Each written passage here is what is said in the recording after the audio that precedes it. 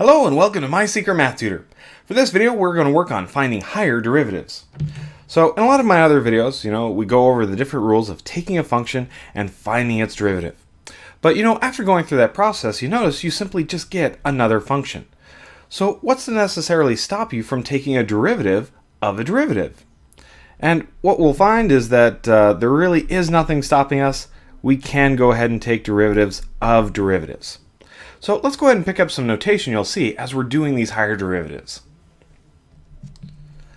The derivatives that we have been doing is essentially just the first derivative. So we go through and maybe apply one of our rules, find the first derivative. If you take a derivative of this derivative, you get what is called the second derivative.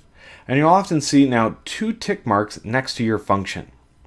Now if you take a derivative of this one, now you're at the third derivative, so we can put 3 tick marks. And if we take a derivative of that one, now we just kind of abandon our tick marks and we say we're at the fourth derivative, or f to the 4 of x. And there's even really no reason to stop there. You could keep doing this process as long as you want.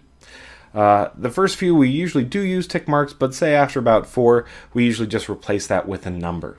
This is not saying powers. No, what you're really saying is that you are taking derivatives of your functions, and that's how many you need to take.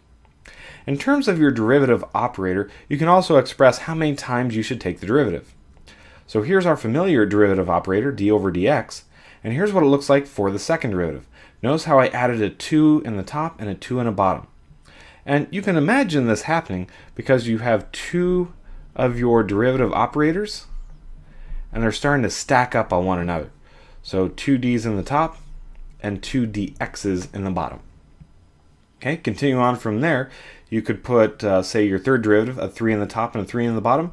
Fourth derivative, a 4 in the top and a 4 in the bottom. And again, continuing on from there. Okay, so let's just play around with finding higher derivatives of a few different functions, just so you can see how easy this process is and how it's really just using all of your derivative rules.